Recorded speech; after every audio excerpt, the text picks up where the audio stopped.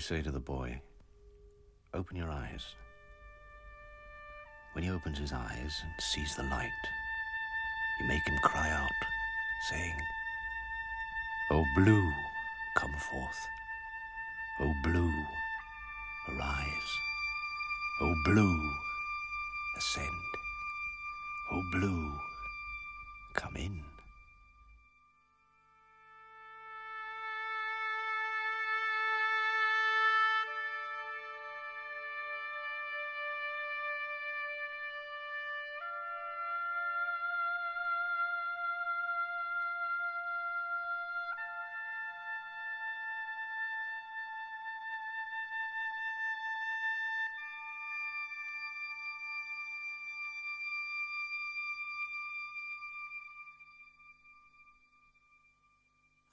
I'm sitting with some friends in this cafe, drinking coffee, served by young refugees from Bosnia. The war rages across the newspapers and through the ruined streets of Sarajevo. Tanya said, "Your clothes are on back to front and inside out." Well, since there are only two of us here, I took them off and put them right then and there. I'm always here before the doors open. What need of so much news from abroad, while all that concerns either life or death is all transacting and at work within me?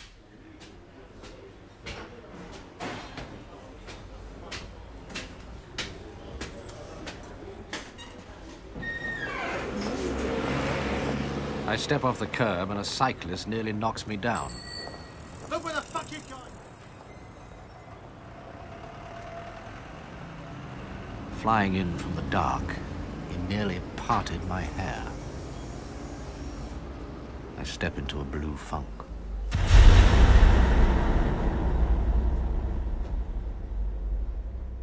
The doctor in St. Bartholomew's Hospital thought he could detect lesions in my retina. The pupils dilated with belladonna. The torch shone into them with a terrible, blinding light. Look left, look down, look up, look right. Blue flashes in my eyes.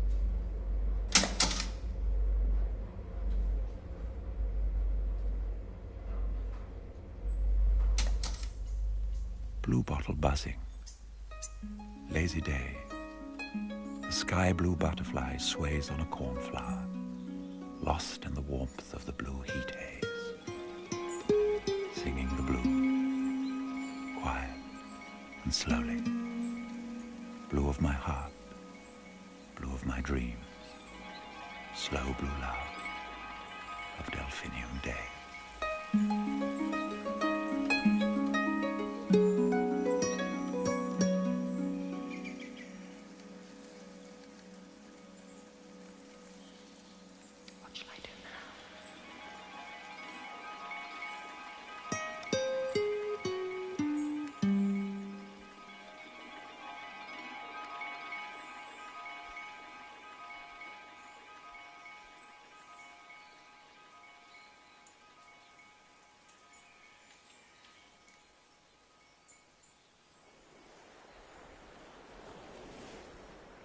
Blue is the universal love in which man bathes.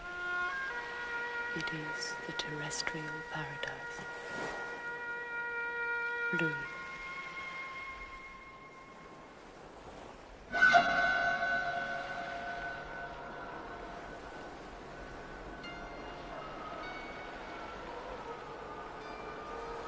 I'm walking along the beach in a howling gale.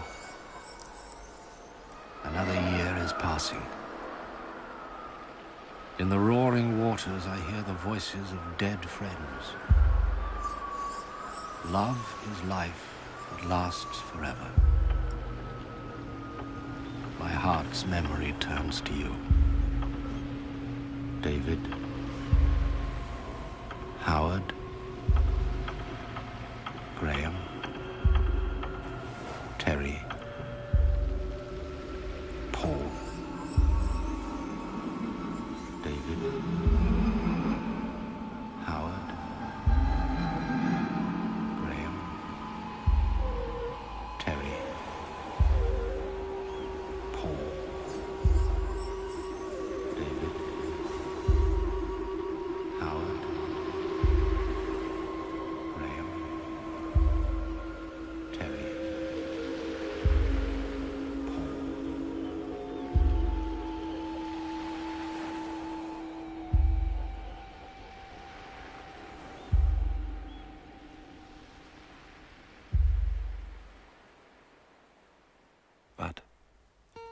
What if this present were the world's last night? In the setting sun your love fades, dies in the moonlight, fails to rise, thrice denied by cockcrow, in the dawn's first light.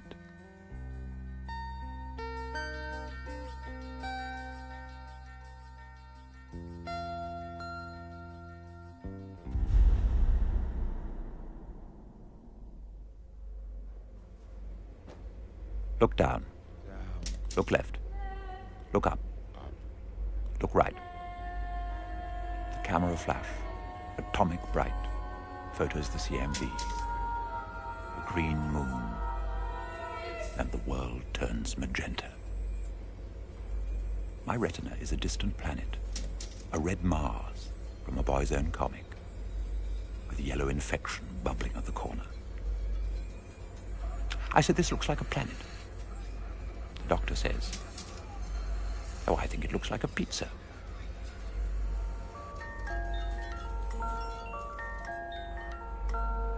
The worst of the illness is the uncertainty. I've played this scenario back and forth each hour of the day for the last 6 years.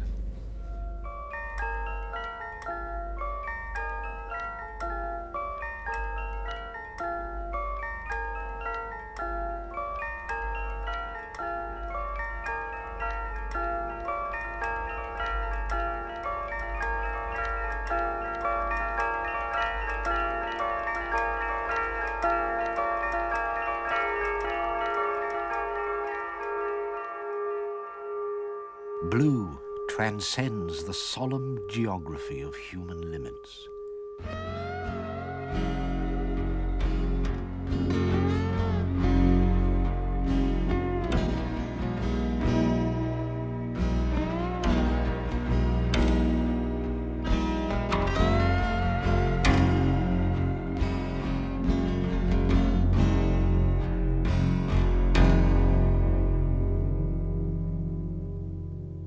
I'm home with blinds drawn. HB is back from Newcastle, but gone out. The washing machine is roaring away. The fridge is defrosting. These are his favorite sounds.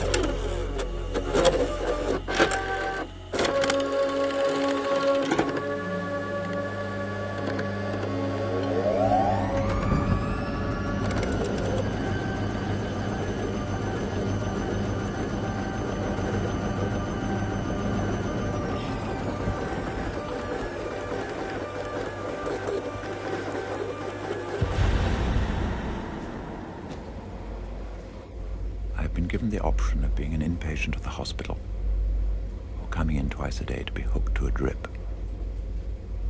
My vision will never come back. The retina is destroyed. Though when the bleeding stops, what is left of my sight might improve. I have to come to terms with sightlessness. If I lose half my sight, will my vision be halved?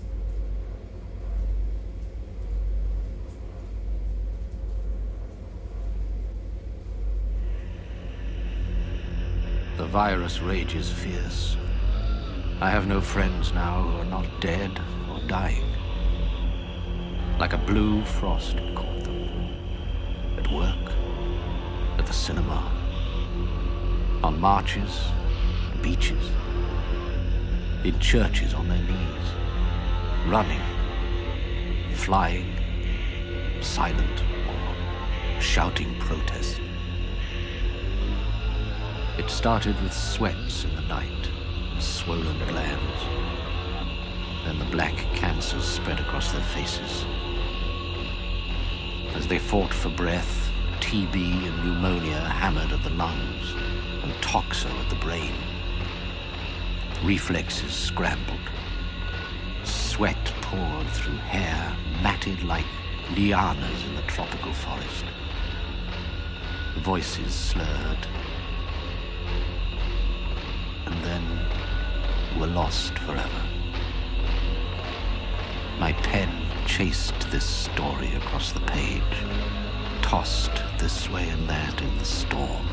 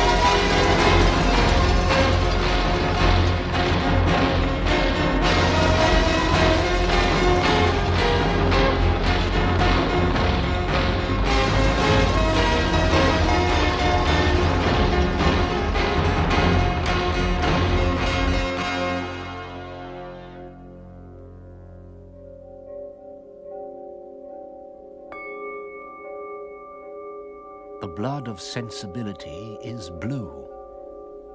I consecrate myself to find its most perfect expression.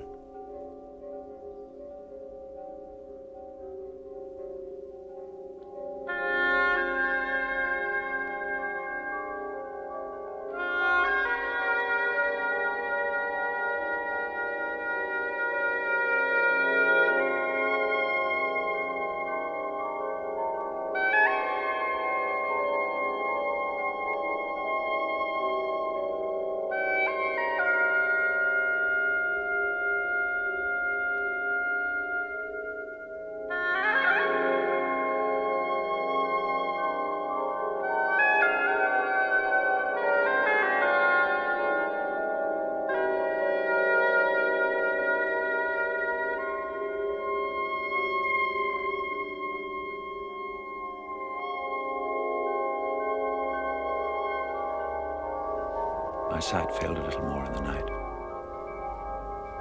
HB offers me his blood. It'll kill everything, he says.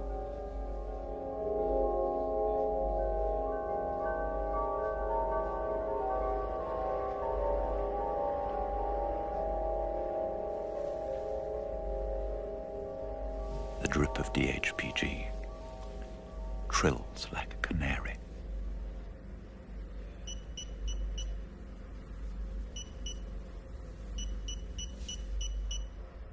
I am accompanied by a shadow into which HB appears and disappears. I've lost the sight on the periphery of my right eye. I hold out my hands before me, slowly pop. At a certain moment they disappear out of the corner of my eyes. This is how I used to see. Now if I repeat the motion, this is all I see. I shall not win the battle against the virus, in spite of the slogans like living with AIDS. The virus was appropriated by the well, so we have to live with AIDS while they spread the quilt for the moths of Ithaca across the wine-dark sea. Awareness is heightened by this, but something else is lost. A sense of reality drowned in theater. Thinking blind, becoming blind.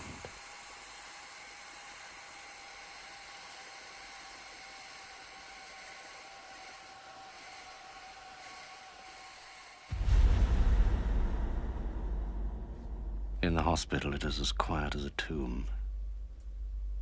The nurse fights to find a vein in my right arm. We give up after 5 attempts. Would you faint if someone stuck a needle into your arm?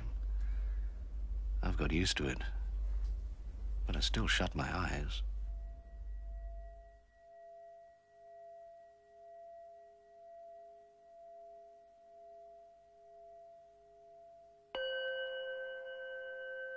The Gautama Buddha instructs me to walk away from illness.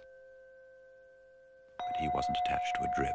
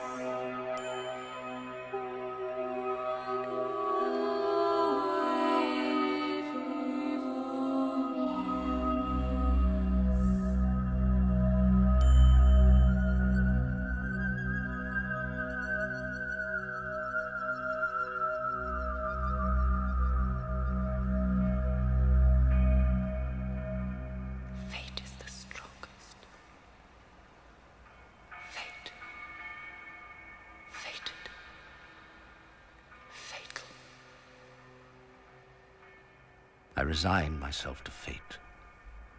Blind fate.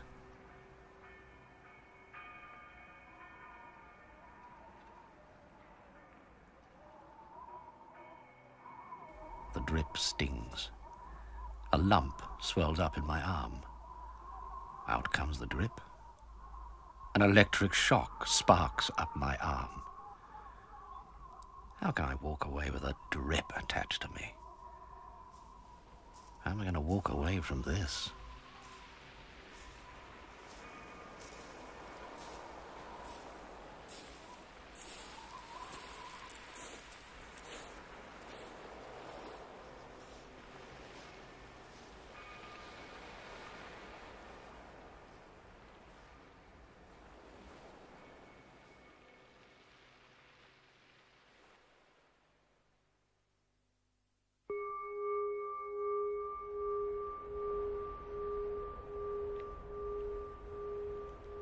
I fill this room with the echo of many voices who passed time here.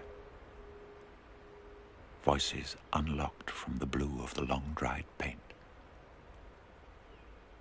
The sun comes and floods this empty room. I call it my room. My room. My room has welcomed many summers, embraced laughter and tears. Can it fill itself with your laughter? Each word a sunbeam, glancing in the light. This is the song of my room.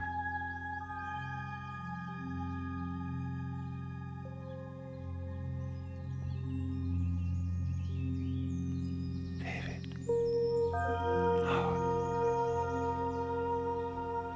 Graham, David, Paul, Derek, Graham, Howard, David, blue stretches, yawn, and is awake. Blue,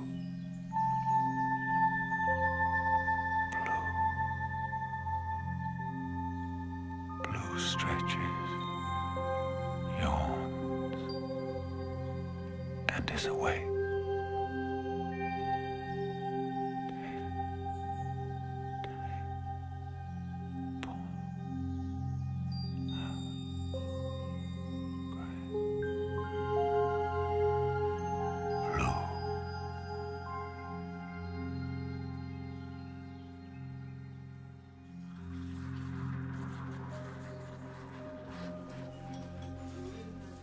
There's a photo in the newspaper this morning of refugees leaving Bosnia. They look out of time. Peasant women with scarves and black dresses stepped from the pages of an older Europe. One of them has lost her 3 children.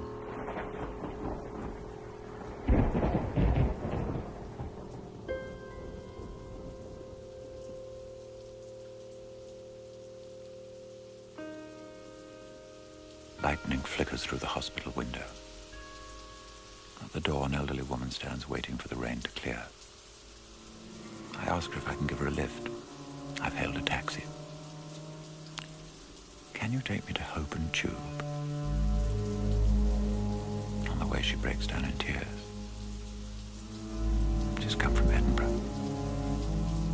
Her son is in the ward. He has meningitis. Has lost the use of his legs. I'm helpless as the tears flow. I can't see her. Just the sound of her sobbing.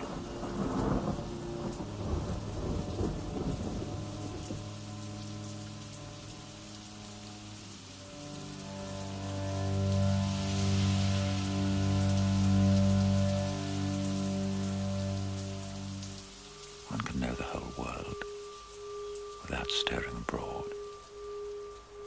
Without looking out of the window, one can see the way of heaven. The further one goes, the less one knows.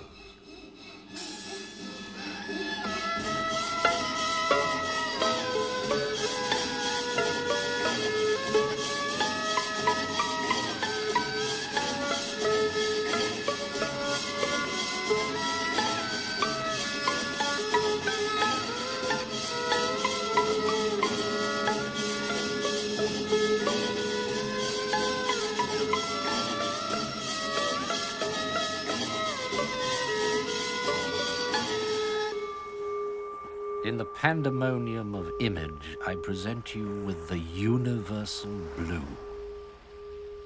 Blue, an open door to soul, an infinite possibility becoming tangible.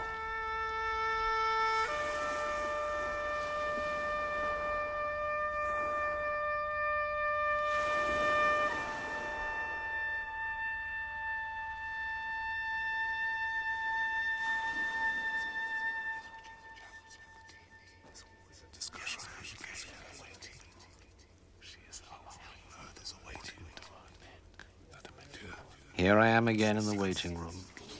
Hell on earth is a waiting room. Here you know you are not in control of yourself, waiting for your name to be called.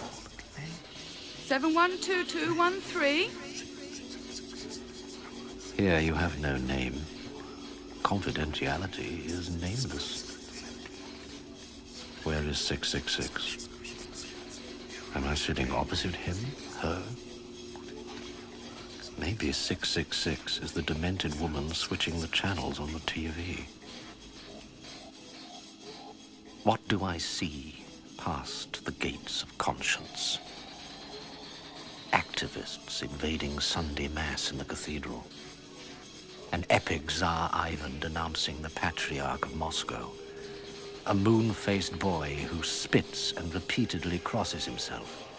As he genuflects, will the pearly gates slam shut in the faces of the devout? The demented woman is discussing needles. There's always a discussion of needles here. She has a line put into her neck.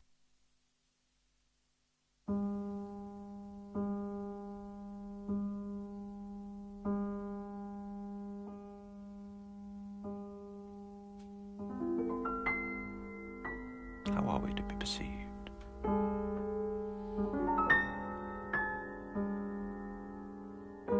If we are to be perceived at all.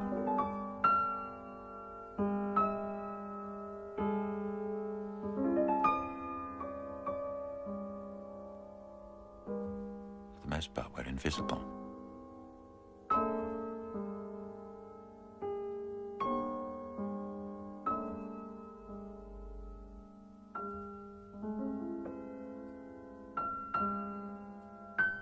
If the doors of perception were cleansed, well, then everything would be seen as it is.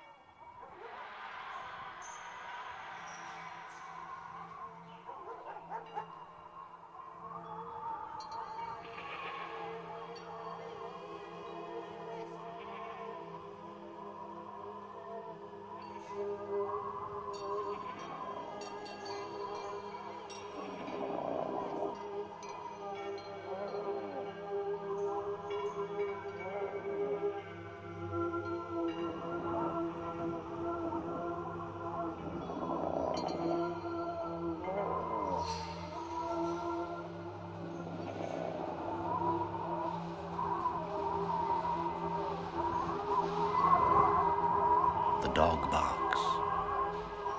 The caravan passes. Marco Polo stumbles across the blue mountain. Marco Polo stops and sits on a lapis throne by the river Oxus, while he is ministered to by the descendants of Alexander the Great. The caravan approaches. Blue canvases fluttering in the wind. Blue people from over the sea, ultramarine, have come to collect the lapis with its flecks of gold.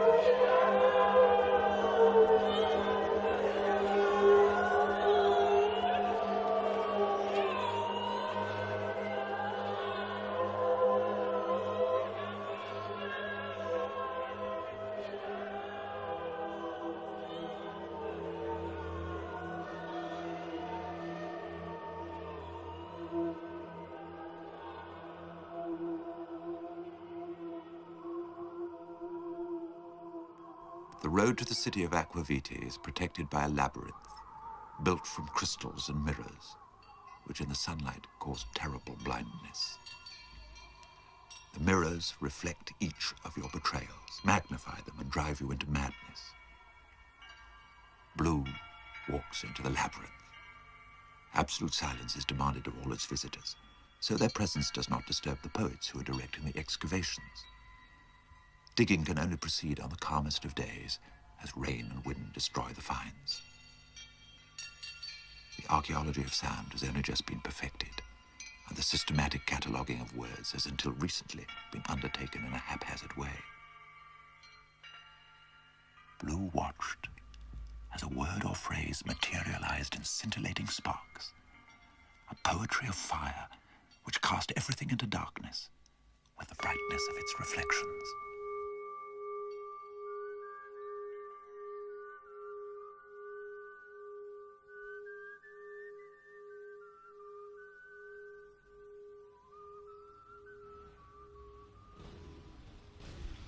As a teenager, I used to work for the Royal National Institute for the Blind on their Christmas appeal for radios with Dear Miss Punch, 70 years old, who used to arrive each morning on her Harley Davidson.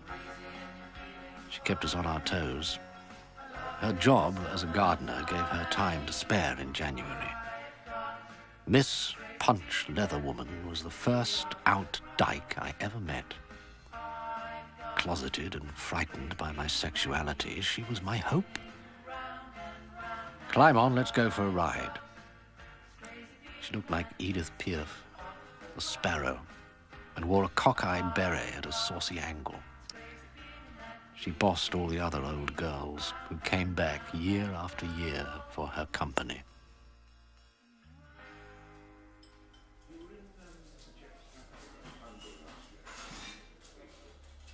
In the paper today, 3/4 of the AIDS organizations are not providing safer sex information. One district said they had no queers in their community, but you might try District X. They have a theater.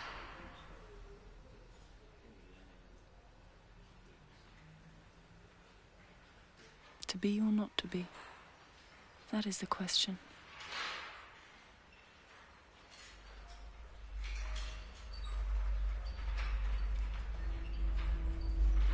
My sight seems to have closed in. The hospital is even quieter this morning. Hushed. I have a sinking feeling in my stomach. I feel defeated. My mind bright as a button, but my body falling apart. A naked light bulb in a dark and ruined room. There's death in the air here, but we're not talking about it. And I know the silence might be broken by distraught visitors screaming, "Help, sister, help, nurse," followed by the sound of feet rushing along the corridor. Then silence.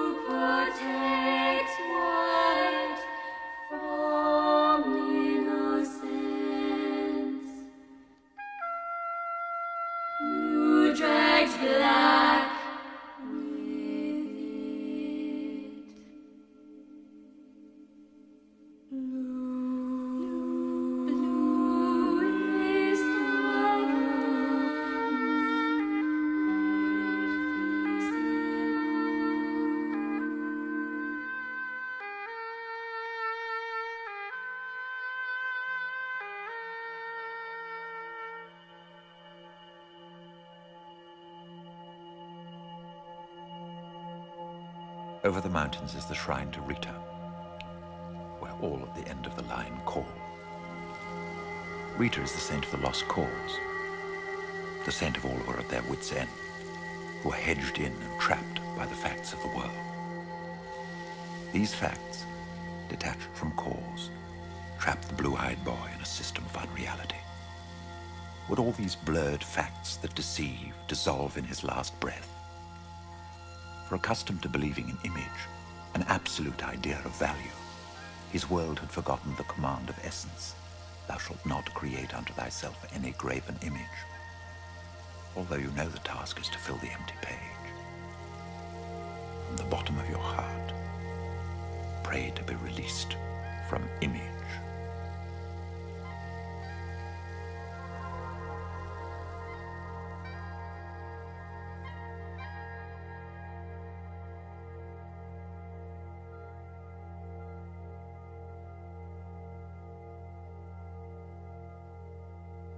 The image is a prison of the soul. Your heredity, your education, your vices and aspirations, your qualities, your psychological world. I've walked behind the sky. For what are you seeking? The fathomless blue of bliss.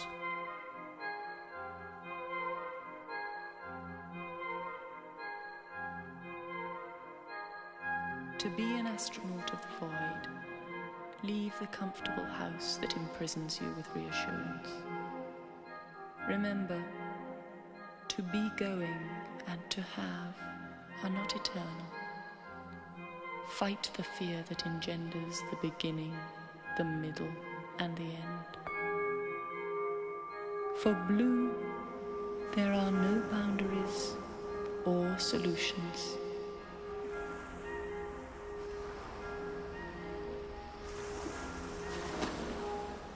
Time is what keeps the light from reaching us.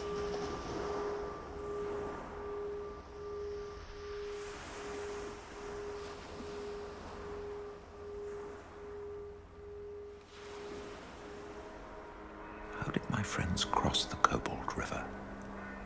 With what did they pay the ferryman? As they set out for the indigo shore, under this jet-black sky,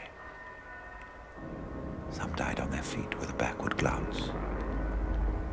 Did they see death with the hellhounds pulling a dark chariot, bruised blue-black, growing dark in the absence of light? Did they hear the blast of trumpets? David ran home, panicked on the train from Waterloo, brought back exhausted and unconscious to die that night. Terry mumbled incoherently into his incontinent tears. Others faded like flowers, cut by the scythe of the blue-bearded reaper, parched as the waters of life receded. Howard turned slowly to stone, petrified day by day, his mind imprisoned in a concrete fortress, until all we could hear were his groans on the telephone, circling the globe.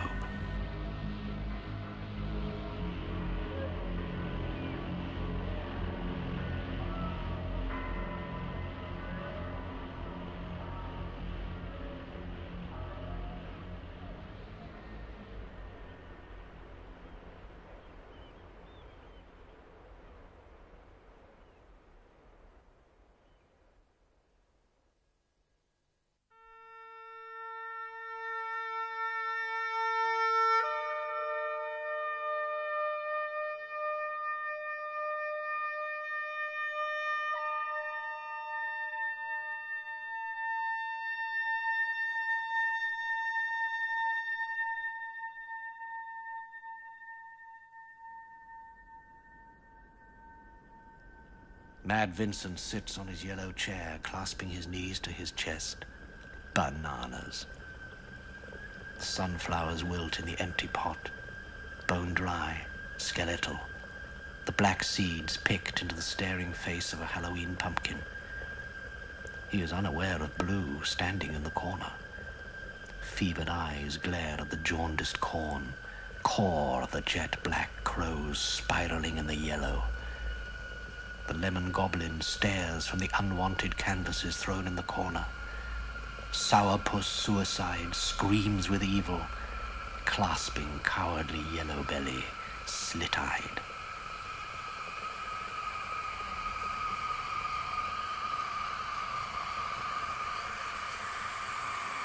Blue fights diseased yellow belly, whose fetid breath scorches the trees yellow with ague.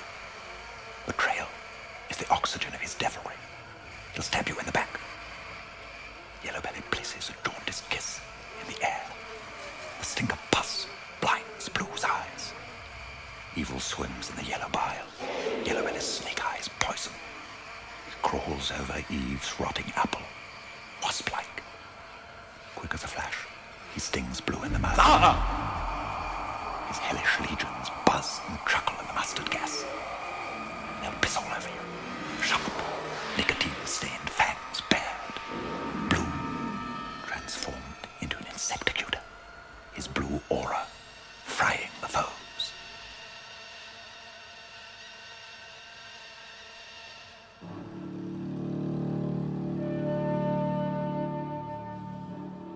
We all contemplated suicide. We hoped for euthanasia. We were lulled into believing morphine dispelled pain rather than making it tangible, like a mad Disney cartoon transforming itself into every conceivable nightmare. Carl killed himself. How did he do it? I never asked. It seemed incidental. What did it matter if he swigged prussic acid or shot himself in the eye? Maybe he dived into the streets from high up in the cloud-lapped skyscrapers.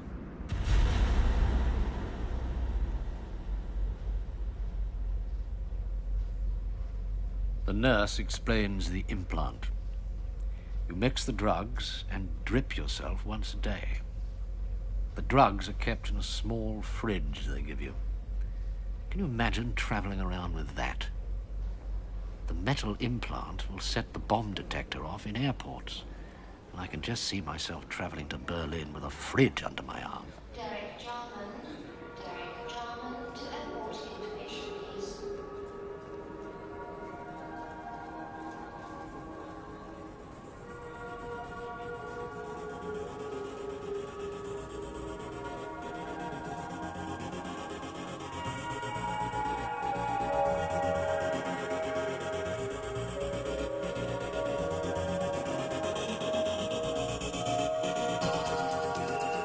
Impatient youths of the sun, burning with many colors,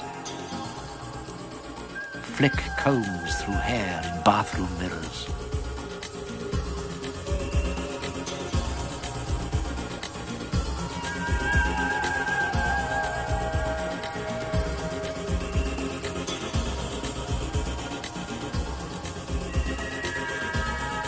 Fucking with fusion and fashion. Dance in the beams of emerald lasers.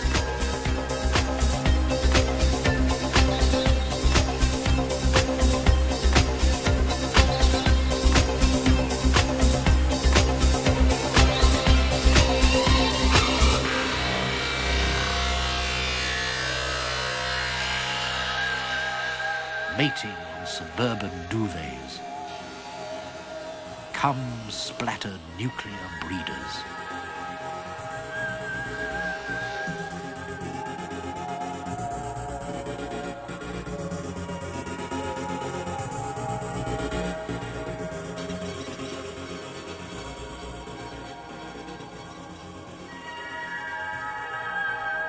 What a time that was.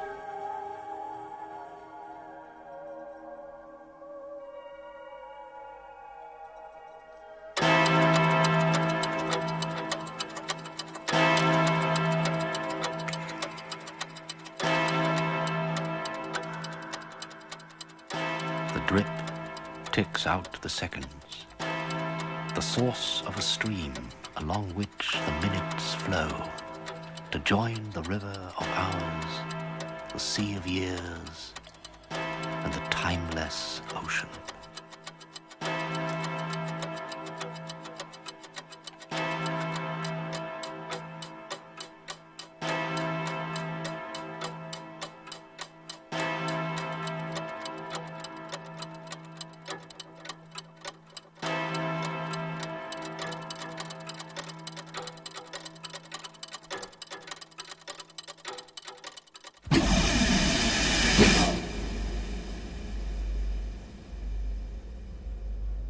The side effects of DHPG, the drug for which I have to come into hospital to be dripped twice a day, are low white blood cell count, increased risk of infection, low platelet count, which may increase the risk of bleeding, low red blood cell count, anemia, fever, rash, abnormal liver function, chills, swelling of the body, edema, infections, malaise, irregular heartbeat, high blood pressure, hypertension, low blood pressure, hypotension, abnormal thoughts or dreams, loss of balance, ataxia, coma, confusion, dizziness, headache, nervousness,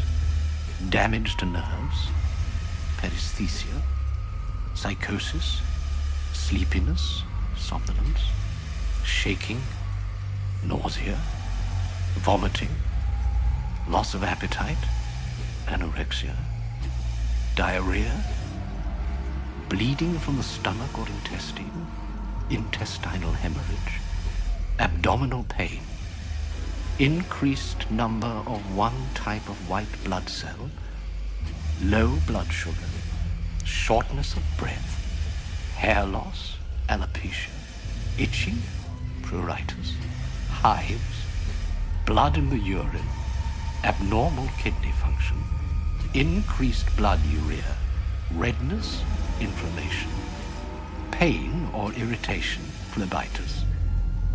Retinal detachments have been observed in patients both before and after initiation of therapy. The drug has caused decreased sperm production in animals and may cause infertility in humans, birth defects in animals. Although there is no information in human studies, it should be considered a potential carcinogen since it causes tumors in animals. If you are concerned about any of the above side effects, or if you would like any further information, please ask your doctor. In order to be put on the drug, you have to sign a piece of paper stating you understand that all these illnesses are a possibility. I really can't see what I am to do. I'm going to sign it.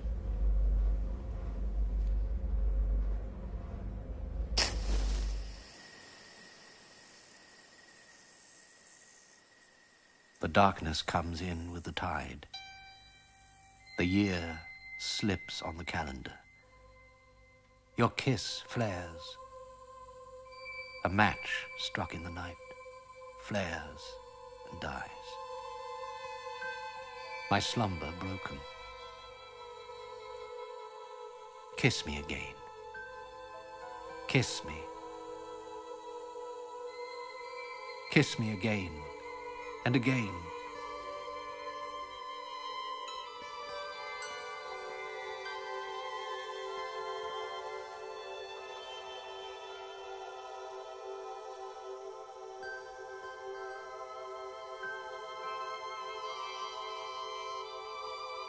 Kiss me again.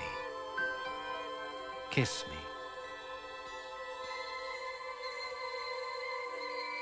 Kiss me again and again.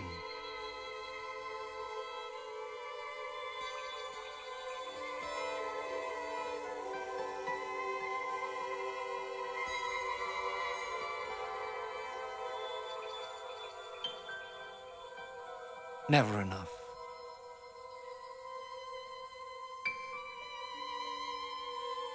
greedy lips.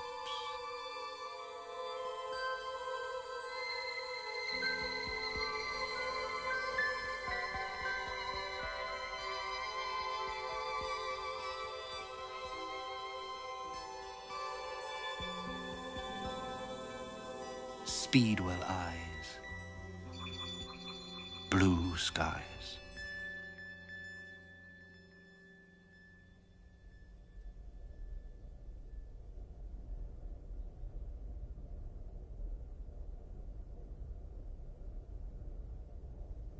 A man sits in a wheelchair, hair awry, munching through a packet of dried biscuits, slow and deliberate as a praying mantis. He speaks enthusiastically, but sometimes incoherently, of the hospice. He says, you can't be too careful who you mix with there. I mean, there's no way of telling the visitors, patients, or staff apart. The staff have nothing to identify them, except they're all into leather. The place is like an S&M club. This hospice has been built by charity. The names of the donors displayed for all to see. Charity has allowed the uncaring to appear to care, and is terrible for those dependent on it.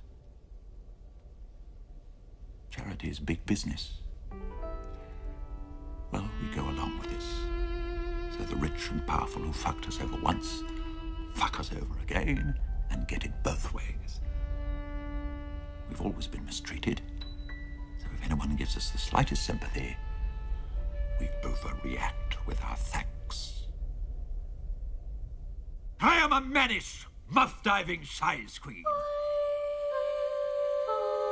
A mannish, muff-diving size queen with bad attitude.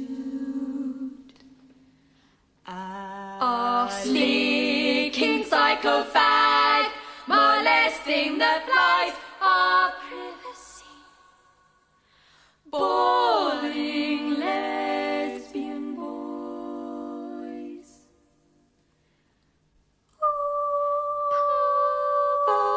Perverted heterodemon crossing purpose with death.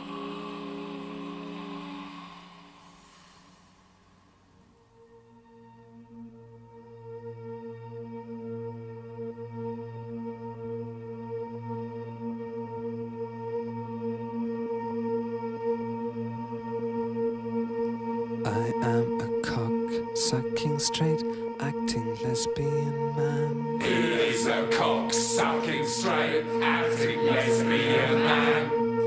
With ball-crushing bad manners, laddish nymphomaniac. Ball-crushing bad manners, laddish nymphomaniac. Spunky, sexist desires of incestuous inversion and incorrect terminology. I am a not gay. He is a not gay. I am a not gay. He is a not gay. I am a not gay. He is a not gay. I am a not gay. He is a not gay. I am a not gay. He is a not gay. I am a not gay. He is a not gay. I am a not gay. He is a not gay. I am a not gay. He is a not gay. He is a not gay. I am a cock-sucking, straight-acting He is a not gay. I am a not gay.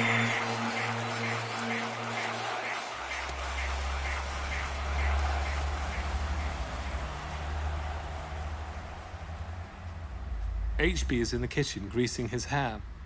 He guards the space against me. He calls it his office. At 9, we leave for the hospital. HB comes back from the eye department, where all my notes are muddled. He says, it's like Romania in there. 2 light bulbs grimly illuminate the flaking walls. There is a box of dolls in the corner, indescribably grimy. The doctor says, well, of course, the kids don't see them. There are no resources to brighten the place up.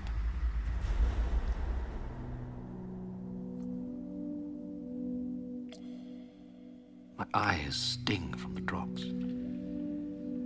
Infection has halted.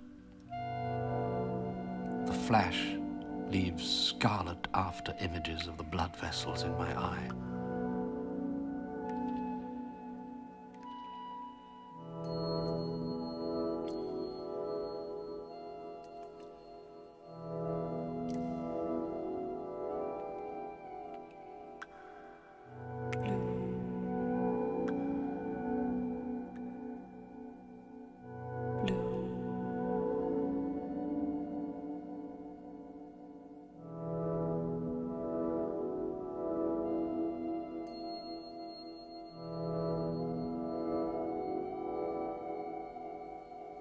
Teeth-chattering February, cold as death, pushes at the bedsheets. An aching cold, interminable as marble. My mind, frosted with drugs, ices up. A drift of empty snowflakes, whiting out memory. Cross-eyed, meddlesome consciousness. A blinkered twister, circling in spirals. Shall I? Will I? Doodling death watch. Mind how you go.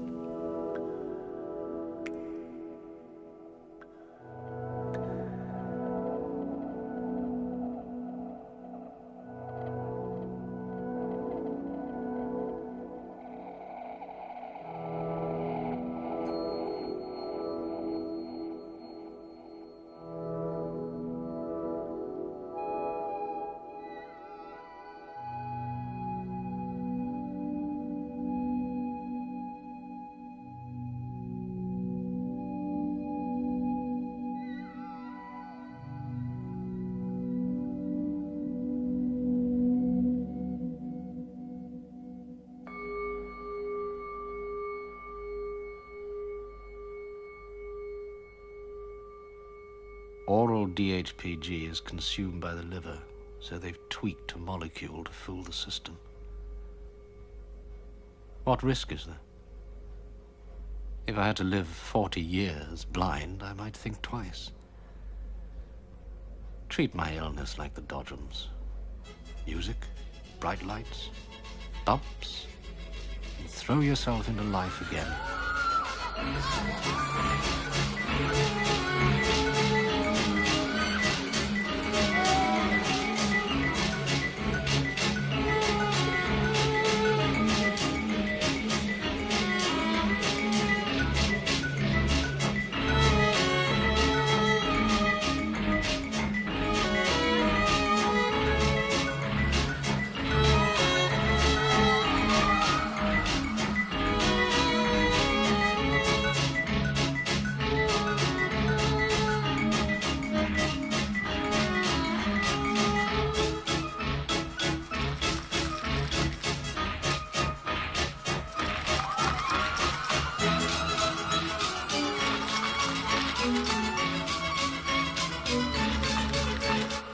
Pills are most difficult. Some taste bitter, others are too large. I'm taking about 30 a day, a walking chemical laboratory.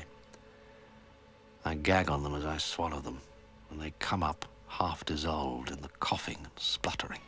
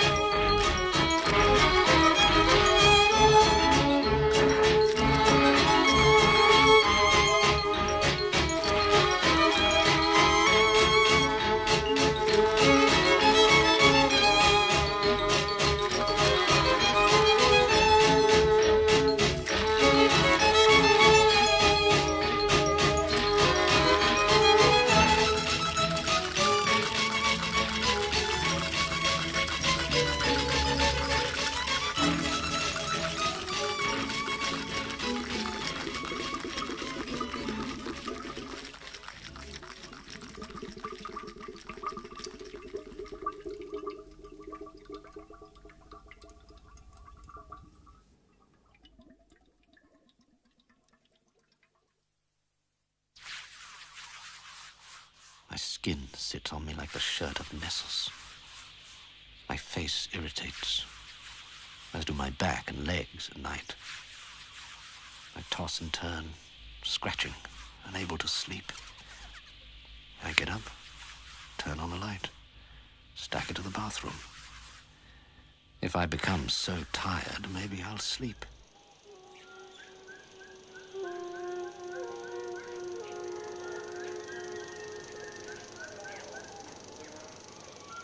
Films chase through my mind. Once in a while, I dream a dream as magnificent as the Taj Mahal. I cross southern India with a young spirit guide. India, the land of my dreaming childhood.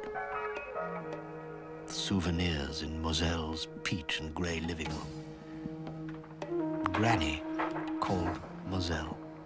Called Girlie. Called May. An orphan who lost her name, which was Reuben. Jade monkeys, ivory miniatures, mahjong, the winds and bamboos of China.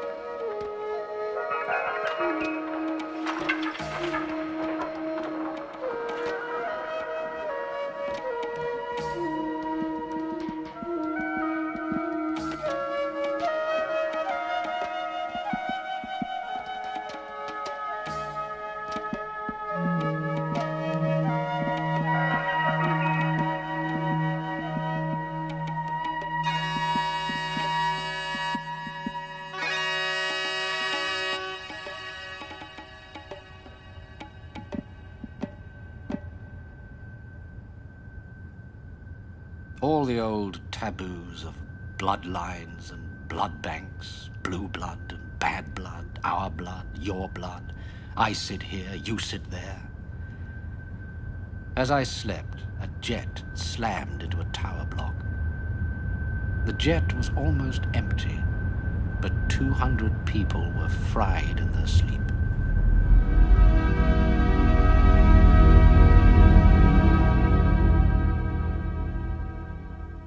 The earth is dying, and we do not notice it.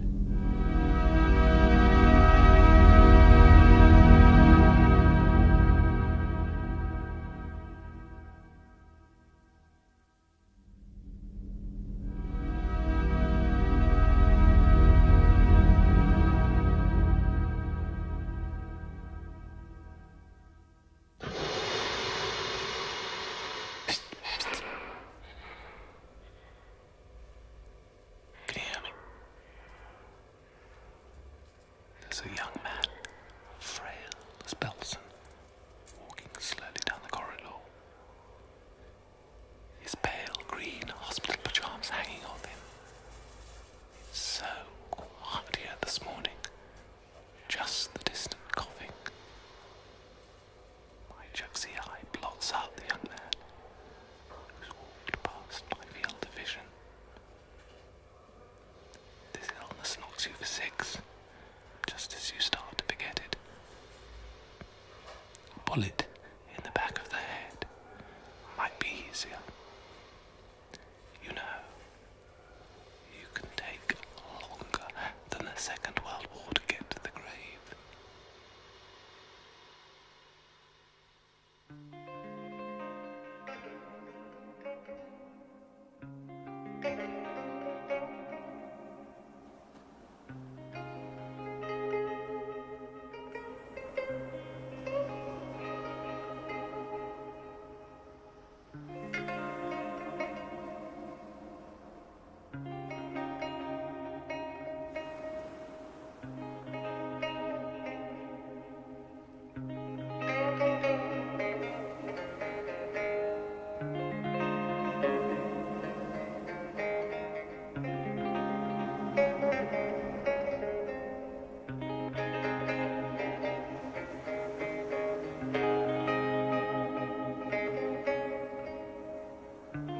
Ages and eons quit the room, exploding into timelessness. No entrances or exits now. No need for obituaries or final judgments. We knew that time would end after tomorrow at sunrise. We scrubbed the floors and did the washing up. It would not catch us unawares.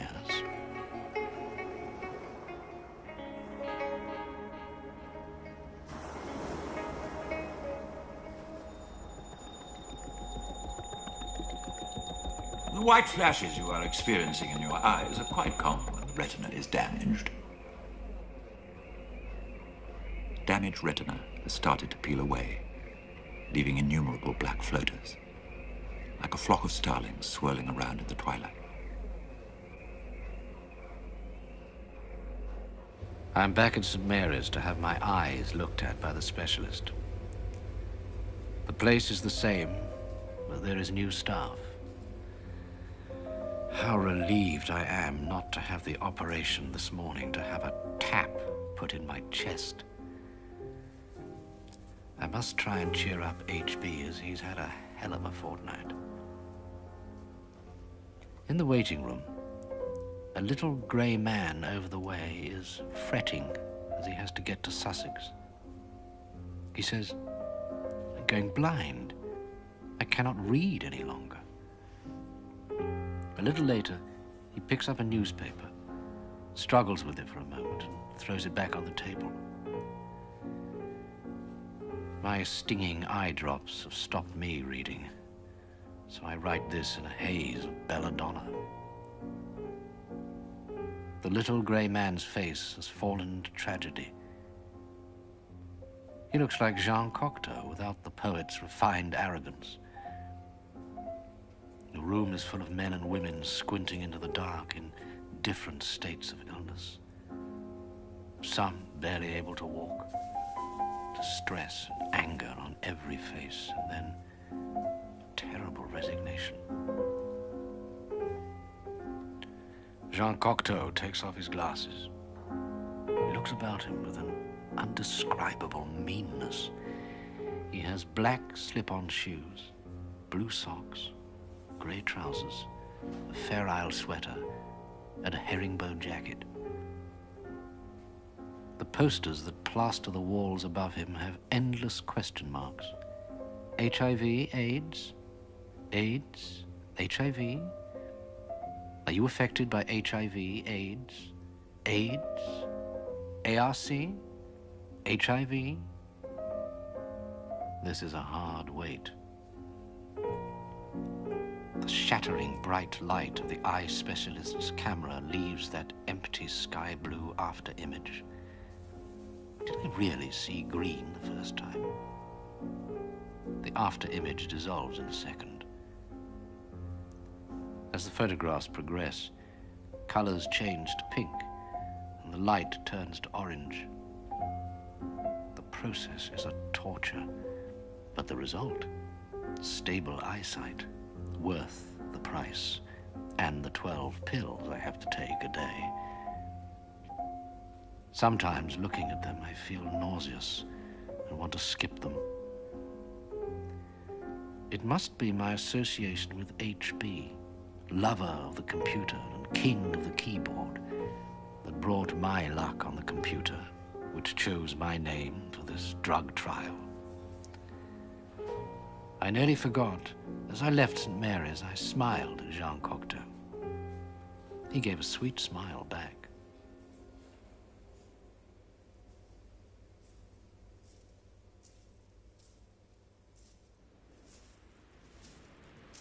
I caught myself looking at shoes in a shop window. I thought of going in and buying a pair, but stopped myself. The shoes I'm wearing at the moment should be sufficient to walk me out of life.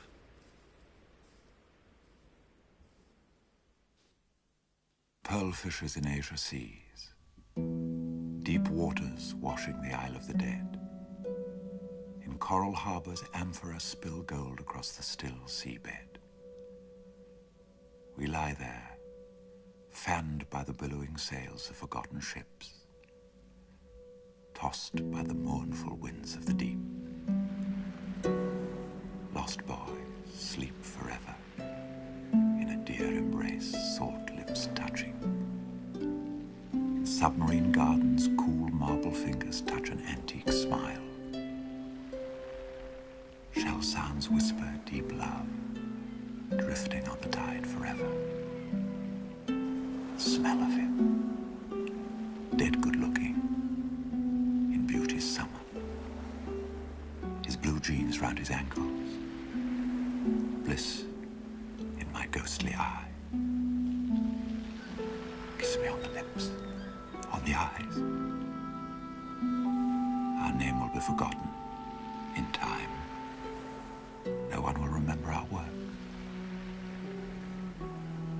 Our life will pass like the traces of a cloud and be scattered like mist that is chased by the rays of the sun. For our time is the passing of a shadow, and our lives will run like sparks through the stubble.